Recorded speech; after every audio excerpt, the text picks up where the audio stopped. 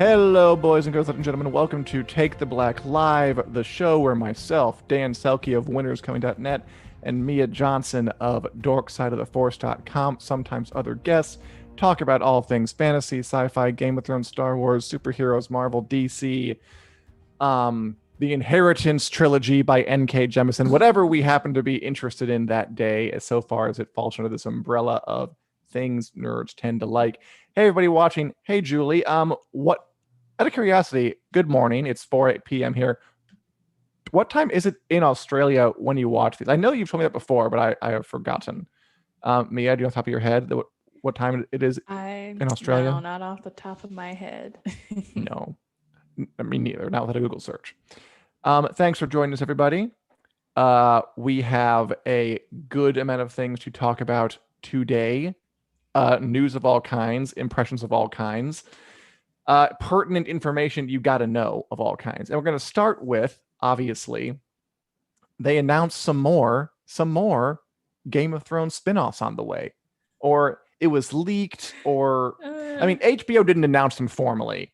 I believe, I forget what it was, Variety or somebody came out with news about more Game of Thrones spinoffs in development for HBO that may or may not come to pass. Before we dive in, I want to underline that even though they're announcing new programs, it's not a guarantee that we'll actually get to see them, which I think is a silver lining to this, not a dark cloud, because there's a lot of these things coming up. Michael Walsh is already on it. Yes. You know what? Why don't we just go right into, and thank you, Julie, for it is 8 a.m. in Australia. Thank you for getting up early, unless you get up early anyway. And let me know if you got the puzzle yet. It should be there about now-ish, maybe a couple days later, but I know it's going to be there quite soon, if it's not there already. Anyway, yeah, so we already know Game of Thrones ended a couple of years ago. We have House of the Dragon on the way, which, by the way, I am finally reading, like, really deep into Fire and Blood. See, I'm over halfway.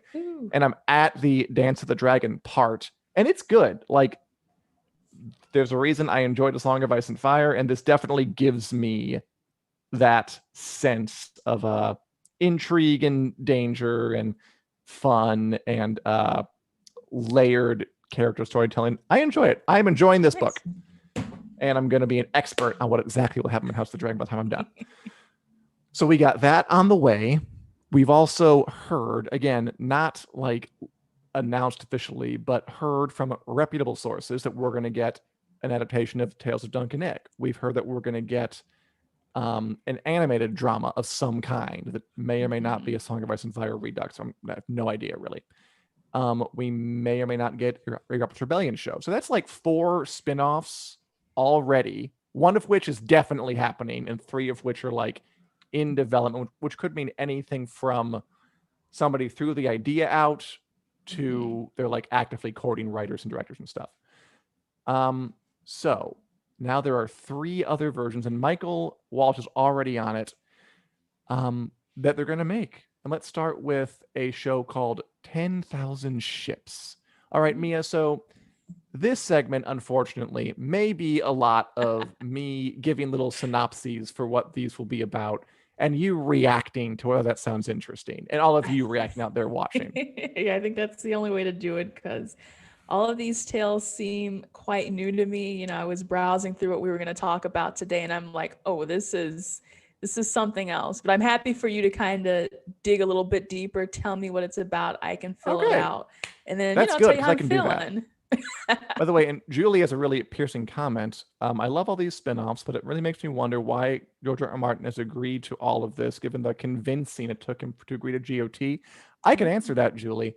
When George R.R. Martin was convinced to do Game of Thrones way back when, he signed over the rights to like not only make Game of Thrones, but make shows in that universe. So I don't think he has to be convinced anymore, because they can do whatever they want with his say or without it. He was convinced the once, and now they have control of what they can do on television with his work. Anyway, the first new show that is, again, in development, doesn't mean we're going to see it, is 10,000 ships. Okay, Mia, picture it. It's hundreds of years before Game of Thrones. Like wait, like half a what's 1,000 years? Half like 500 years Millennia. or so back. I'm Or- not sure Okay. exactly. Because millennia, I think, is never mind. Anyway, Nymeria is a warrior queen, not unlike Xena, who is living on the continent of Essos and rules over the Rhoynar people, who are sort of a river people, live by the water. And she and her people are fighting the dragon lords of Valyria. This is back when Daenerys' ancestors are like running things. They have a huge Mhm. city. Everyone's riding dragons. They're basically tyrants. They're the Roman Empire. They're trying to expand it. And Nymeria's like, no, not on my watch. And she tries to fight back, does guerrilla tactics, like people fighting dragons. I think they have some magic too, but I'm not quite sure. They lose, and she decides, like, fine, if Valyria is going to stomp all over my homeland, I'll just take my ball and go. So she gathers her people and leaves Essos. She leaves, Mhm. which is the continent to the east of Westeros. Westeros, Essos, west, east. Yeah, okay. And travels to Westeros with 10,000 ships, which might be a little exaggerated. These things get lost when they come down the years in history. Oh, I of mean, course, of fake history, because none of course. this is real. And she lands in what I'm not sure if it already was Dorne at that time, but she lands in what will become Dorne, the southernmost the Florida of Westeros, basically. Right. Sunny, sandy, nice.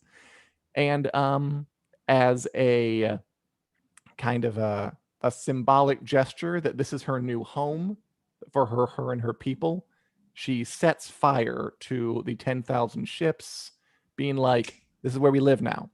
And then there's more politics, like she marries I think the ruling Martell person, who was like the rulers of Dorne at that time. And she kind of like imports the culture of the Rhoynar and these people to Dorne.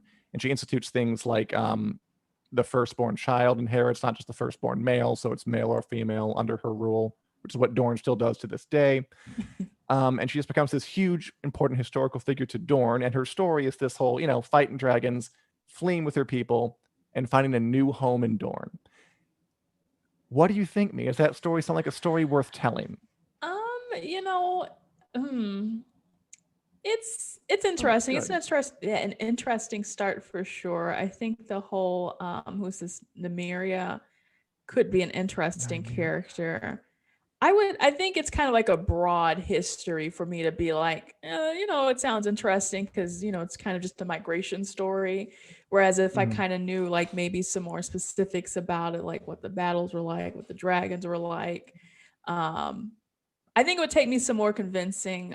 But again, I don't really, I think for all of these, I'll probably say I don't think that they wouldn't work. I think they would find some way to make it work and make it entertaining. I would just need a little bit more of convincing. I mean, yeah. One of the things about this one in particular is that there really are no details. Like that's kind of the outline of it. Yeah. And George R.R. Martin, especially in books like this, he loves to kind of sketch out these things that happen in history. And the point to him, I think, is that he doesn't fill them all the way in. Like he's making this like myth building background stuff. It's Mhm. supposed to be kind of like the characters of the world do not know really any more of what exactly happened than we the readers do, Got because it. Yeah. they live in this world where they've heard these things about history, but because it's a medieval world where not everyone can read and write, like it's like the fiction gets mixed in with the lies and you don't really know what happened. So they'd be able to fill that in. But there are so many stories like this that you could fill out, that it is a rich world to do stuff like this Yeah. in. I'm not sure if there's like a thing with that in Star Wars. Like, did George Lucas think of like the old Republic days when he was writing the trilogy? Because I know like that got filled out by people, but is that like Hmm. based on something, or are they just making it up? I don't know how deep it goes, especially when he was doing the original movie. Like, in episode 4, it'll be like, Leia said, Obi-Wan, you fought my father in the Clone Wars. So that's kind of like one of those things where like, oh yeah, they did say Clone Wars in the original trilogy, but I don't know myself how specific George had gotten into it. I think at some point he did. All these I mean, he Georges. yeah, right. My George and your George. But yeah, it's kind of interesting. That's something for me to think about actually. Cool. Kind of looking back and You being can like, think how much do about they it. want to do? You can think about it while we thank our sponsor for this episode, Manscaped. You're in a wood. It's dark, overgrown, crowded with angry brambles and thorns that bite and pierce. If only you had a weapon to cut through the thicket and let the forest breathe again. And lo, now you do, with a Manscaped Lawn Mower 3.0. Bzzz. Oh god, I shouldn't do that. The best in men's below-the-waist grooming. Trusted by millions of men worldwide, Manscaped offers precision-engineered tools for your sensitive grooming needs. If you're interested in joining the Brotherhood of the Forest Clearing, get it? We have an exclusive offer, 20% off, plus free shipping with the code FANSIDED20 at manscaped.com. And the mighty lawnmower is not all Manscaped has to offer. There is also the Manscaped deodorant to keep the sacred forest fragrant, and also the Manscaped toner to tone the sacred forest. Get 20% off plus free shipping with the code FANSIDED20 at manscaped.com. That's 20% off with free shipping at manscaped.com, and use the code FANSIDED20. Buzz. All right. Maybe you'll spark more to this second idea. This other. Oh, before we actually go on, let's enter a few comments here. Thank you, Christian. Sound effects. Live demo next week. No. I do like your gumption though. Giant hands. I mean, I guess everything looks giant when you play with perspective. And I'm glad you received the puzzle, Julie. That's a WiC Club thing. You can always receive a gift if it's time for the WiC Club. I'll show you how later. And does that mean that George R.R. Martin gave away all the rights to Song of Ice and Fire? I don't know exactly what he gave away, but I do know that he doesn't really. If they want to make a spinoff of Game of Thrones, they are going to ask his input because they would want that. But I do not think they require it. Like they have the rights to make TV adaptations of his work. So I imagine it's pretty extensive, and I imagine it will keep him, in business for the rest of his life. But yeah, that's the way it works. So if you ever read a giant book and it gets really big and you want to sign over the rights to it, make sure the contract is to your liking, which it probably is George R.R. Martin's liking. But I guess we'll be the judge of that, won't we, when these spinoffs come out? Oh yes. And the next spinoff that is in development is 9 Voyages, aka Sea Snake. We don't know what the title is yet. It's about a gentleman named Corlys Velaryon, who is much more recent Westerosi history. In fact, an older version of him is a really important character in House of the Dragon, where he'll be played by Steve Toussaint. This picture we have of him here, that is not from House of the Dragon. It's from that Prince of Persia movie from like 2010 that he was in. But I'm like, okay, it's kind of medievally and it has the actor in it. Sure, let's throw it up there. So he'll play Corlys in House of the Dragon. He's like an older man by that point, and he's a key. I haven't talked about. He's like a key player in this war I keep harping on about. He's the hand of the queen to Rhaenyra Targaryen. But this show would be about his younger days when he is the head of a powerful ancient house in Westeros, the Velaryons. And his thing is he likes the ocean. He likes the water. He likes boats. And he becomes famous for traveling to distant lands where we have not seen on Game of Thrones, places like the mythic land of Yi, which is kind of based off medieval China, the island of Yang, the shadow city of Ashai, where Melisandre was born, so weird stuff happens there.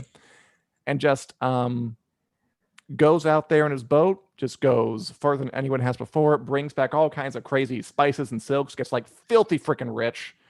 And this show would be about his 9 voyages to parts unknown.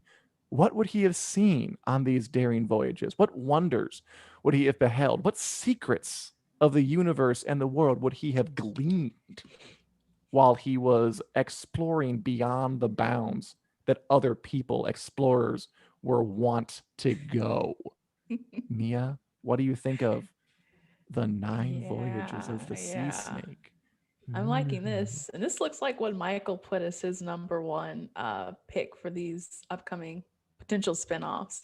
This one sounds kind of like, I don't know why, and this is far from Disney, but I get a Disney feel from it, maybe because it's like, it's supposed to be an enchanting journey and you're going off to far out places. And I know it's going to be so far if this comes to pass, so far from being Disney, but I probably would guess it wouldn't be very Disney-y, but you can always hope. In my head, in my heart. Right, but it does. I like the prospect of really traveling outside of Westeros and seeing what else this world has to offer, especially going to these, I guess, more Eastern or Asian influenced lands or countries, however you want to call them. Could use, some more diversity on Game of Thrones, diversify the fantasy genre as a whole, which sounds very exciting. And it seems like this is one of those things where there's a lot of potential to bring in like magic or really weird monsters and treasures and stuff like that. So that really gets me excited, kind of like a sort of piratey sort of thing.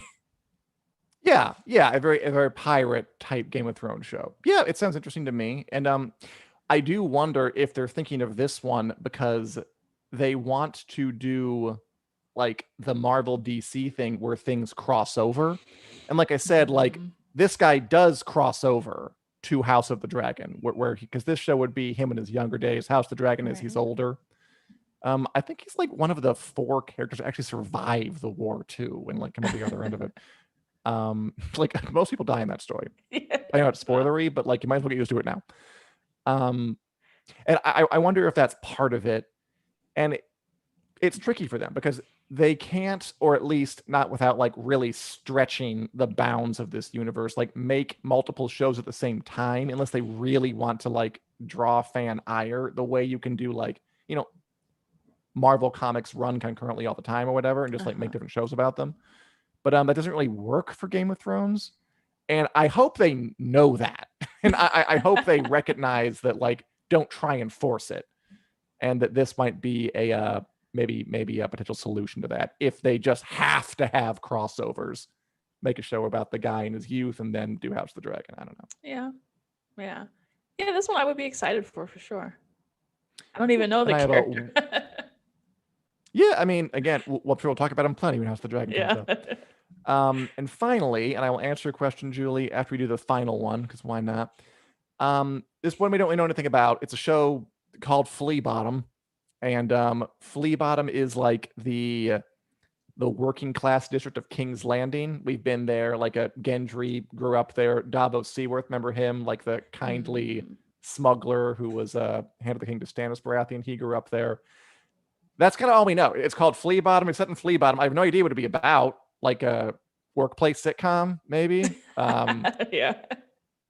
It could be anything. It could be like it could be like Cheers, but in King's Landing, with like the peasants coming in and getting a point, that kind of thing. That's my British accent. Oh man. This one definitely an idea that needs to be fleshed out more. There's things you can do, thinking about. Okay, probably a lot of kind of petty crime. We've been dealing with like high crime and war and stuff like that. So, like it's more like what's happening on the streets, or as streety as you can get during these times.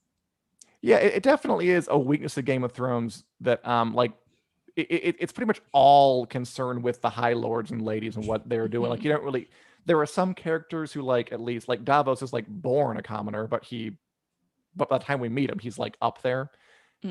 Dunk and Egg is what I'm looking forward to, it because that is like the more worm's eye, as close to Disney as you're going to get, to me, Game of Thrones story. This one, you're right. We have no idea what it's about. But all they said was it's called Flea Bomb, so I don't know what they're thinking about it. Let's get some comments.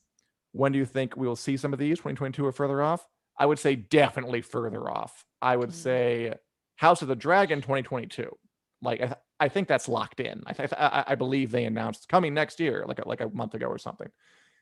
These, if they make them, it would definitely be later than that. And so I guess. Oh, and Christian asks, "Is Flea Bottom George's vision of the story told from the commoner's point of view?" That could be cool. I don't. Again, we don't know, but I would be into that. Remember his whole idea of like a Rosencrantz and Guildenstern thing, where we see the big events of the show, but like it's from the perspective of this random soldier or like this random washerwoman, something like that. Maybe cool. Yeah, that could work for this. I guess before we wrap up this part, I guess the question is, too much? So that is 7 shows in all, 7 spin-offs, one of which is definitely happening, and 6 of which are in development, which I am guessing means that there's like throwing spaghetti at the wall, and if like 1 or 2 stick, maybe. I would not expect all of these to come true, and I don't really want all of them to come true. I don't want them to overextend or overexpose. Yeah, it kind of sounds like the notes from like an HBO pitch meeting, like, hey, we've got all these great ideas, and we'll stick it out until we see which one is the winner or which one the execs like more. Which is funny because when we talk about kind of the excess of shows in Marvel and Star Wars, I'm obviously into it because that's what I'm into. So not to say that I don't like Game of Thrones, but I'm not as into it as those other franchises. And plus we've only had one Game of Thrones series. Of course, 8 seasons, but it's kind of, to me, it's hard to gauge, okay, how much of a demand will there be for a multitude of spin-offs and stories. I think we can handle like 1 or 2 right now. But kind of deep diving into that. Take 1. Yeah. Oh yeah. But yes, I would take I was gonna 2. Yeah. That's what getting nervous. 3 is a good 2 is a good limit for now, and then we really just have to test the waters and see how these next 2 or 3 years go before they start barging in with more stuff. Yeah, I mean, but again, it's the economics of it. Like, this is a Disney dominated world where everyone is trying to do what they're doing because it's so successful. So that's why I fear the executive Warner Brothers might be like, get them on now. And we will see. And I'm most excited for House of the Dragon 2, like Christian says. Although I'm also pretty into Tales of Dunkinette, because again, those are novels, like those are books, those are with like characters and already things set out, and they're good. Like that could be a really good one, I think. And House of the Dragon, this book is also pretty rocking, so I'm looking forward to that as well. Speaking of trying to imitate Marvel and maybe not getting it quite right, I watched the Snyder Cut over this weekend. Or actually, I watched it like over a few days, over a period. And I'm watching The Falcon and the Winter Soldier, the new Marvel show. And I just thought it was interesting that these two things are coming out around the same time. And it kind of like begs comparisons. And you reviewed the Snyder Cut for WiC. You gave your review last week. Now I've seen it, and I guess we'll start with this. What did you think of the first episode of The Falcon and the Winter Soldier? Yeah. Oh yeah. Disney now that I can go in detail. Oh, you watched it ahead of time, didn't you? Ugh. Yeah. You remember our yes or no game last week? Yes, I do. But now we get to talk about it in detail. And that was the only episode I watched in advance, so I don't know anything else after this. Right. I think it was pretty much at what I expected it to be. I knew it was not going to be WandaVision. I knew it wasn't going to have the same type of mystique or, what's going on here. So I will have to say it, I don't want to say underwhelmed me. It just kind of met my expectation. I wouldn't even say like exceeded. For me, I'm just happy at this point to deep dive into these characters, deep dive into Falcon and Bucky, kind of get into their heads, because those two have also never been characters that were really like favorites of mine. They just I like them, but I think that maybe this show can give them a chance into like making me like them more than I did previously. I mean, it was still well done, very, very well done, just as WandaVision was. But it does feel just like a Marvel show, maybe not as kooky and crazy as WandaVision. And I mean, WandaVision sort of, if you ask me, like kind of collapsed in, not collapsed, but ended up being ended on a more ordinary note than it started with. Yeah. Which I thought was a little disappointing. And this started on, yeah, you're right. I mean, you know what you're getting with a Marvel show. We had an action scene. We had some nice character stuff. Like, I like the actors. I like Sebastian Stan. I like Anthony Mackie. I thought they were appealing. I thought they had good scenes. I liked Bucky Barnes trying to go on a date. I liked him in therapy. Yeah. I like Anthony Mackie trying to get a bank loan. I like this time spent just like talking with their family members and their friends and away from the grand drama of superhero-dom. Yeah. I think the ideas are intriguing. I think the idea that they could get into some ideas here, right? Like exploring themes of patriotism, of propaganda, of extremism. I don't know if they will, because again, you can't go, you Marvel is there, and we have to keep it mass appeal. But the ideas are always there, and they're always nice. By the way, Christian compliments you on your question and answer session last week. Oh, thank you. Yeah. I'm afraid I cannot pronounce this name, but Ms. Dana would like to see the full story of when the Children of the Forest turned the first White Walkers. I would too. And they were going to make that show. It was going to be called Blood Moon, or at least adjacent, and it got canceled. But, you know, maybe if they need 18 prequels, they can bring it back. But yeah, as far as the Winter Soldier Falcon, I think for me it was because this felt like a really slow burn type of, it was like 48 minutes, and I was like, wait, I was promised the Falcon and the Winter Soldier, and they were like not in a single shot together, which that was not anything that I had expected. But it was still very emotional. Like, I was like, oh wow, Bucky, you know, is really still feeling all the repercussions of him being brainwashed by Hydra, and you know, Anthony Mackie is dealing with the loss of Captain America, and you know, Don Cheadle showed up as Rhodey. That was a surprise to me. I now as I talk about it, I did kind of tear up when they were having their scene together and they were looking at the Captain America memorial, and I was like, Captain America hasn't even been like my super duper favorite hero, but I mean, it's been 10 years or more that we spent with this character. So I was like, how could I not? You know, how could I not?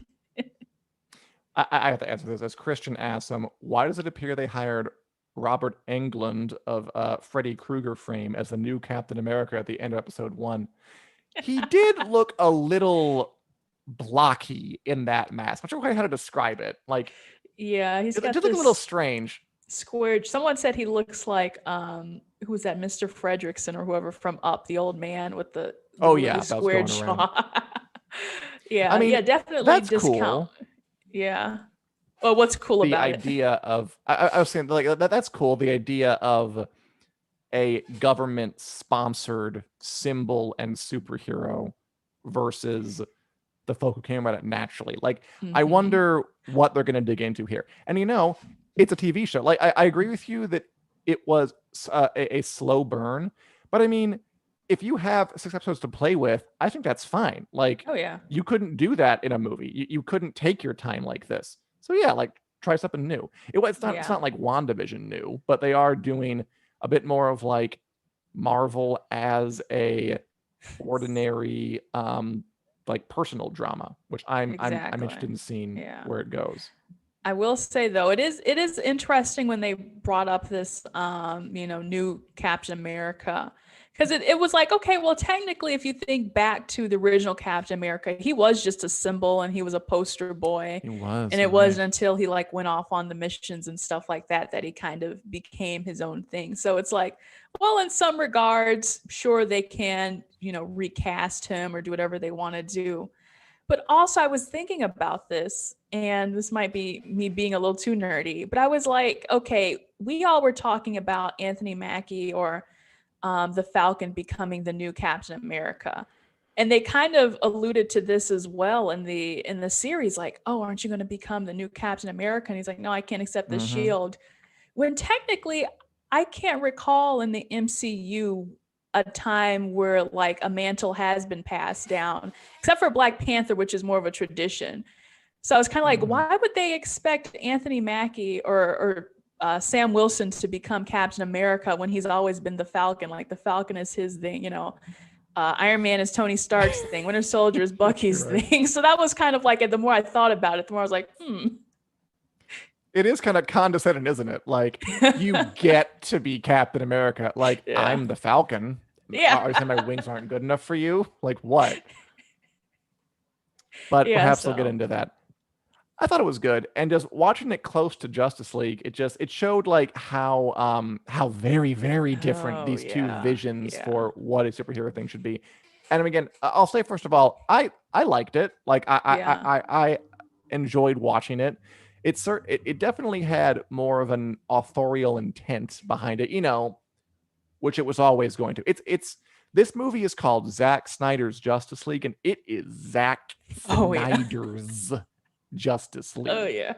Like he's just slathered all over it, which is good and bad, or just like it's not false advertising.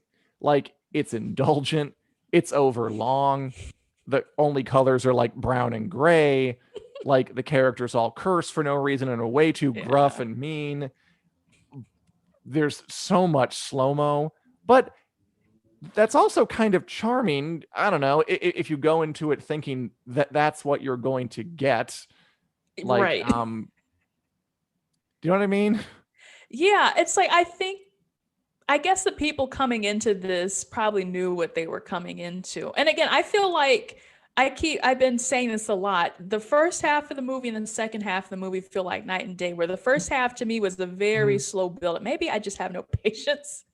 But the second half of the movie where they start kicking butt and they're working together, I enjoyed myself. So it was just hard for me to say, well, you know, because the second 2 hours versus the first 2 hours were different. I couldn't give it my full seal of approval, but I do think that they made some decent changes that kind of pick up the pace and make it a little more, you know, coherent maybe.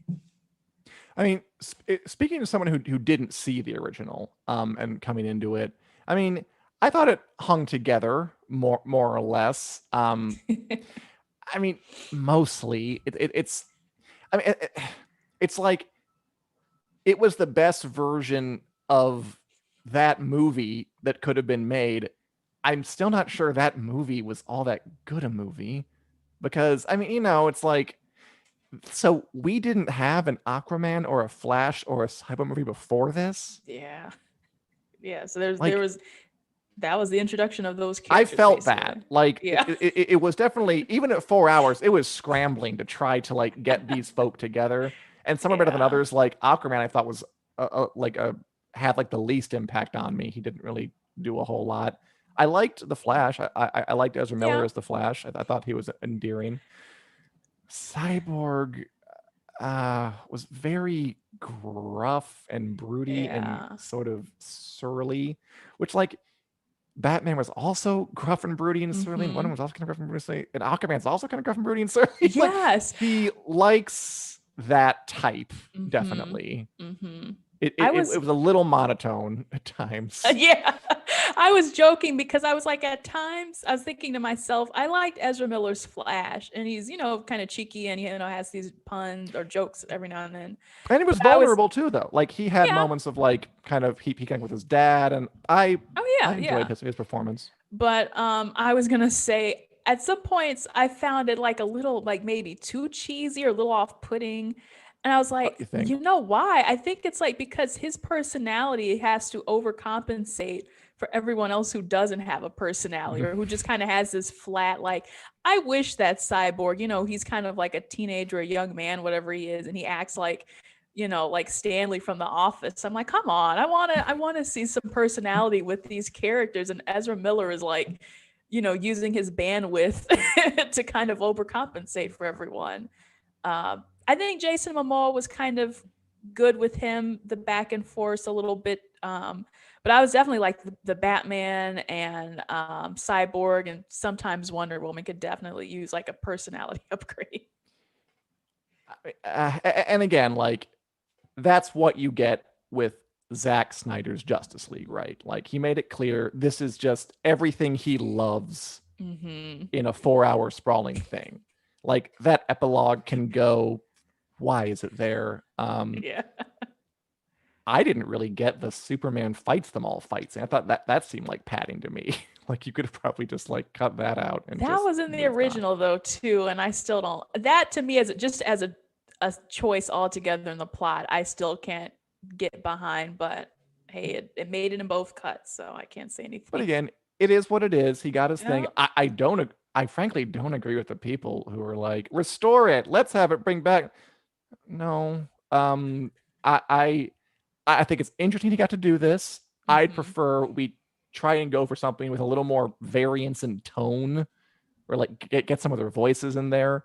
But cool experiment. And watching it next to Marvel, it was interesting like how much more in conversation with our world Marvel seems to be than this. You know, like in Falcon and Winter Soldier, like Bucky's getting PTSD treatment and they're trying to get a bank loan. And they're talking about like Captain America conspiracy theories, which would totally happen, by the way. Oh yeah. And like they're online trying to track these things. It's like all these things are like very now.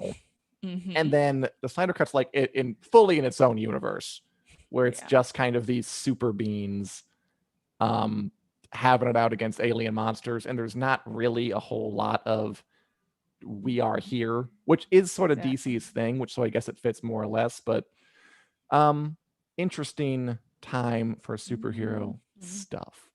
As Kristen says, why is 10% of it in slow-mo? Because Zack Snyder loves slow-mo. Like slow-mo.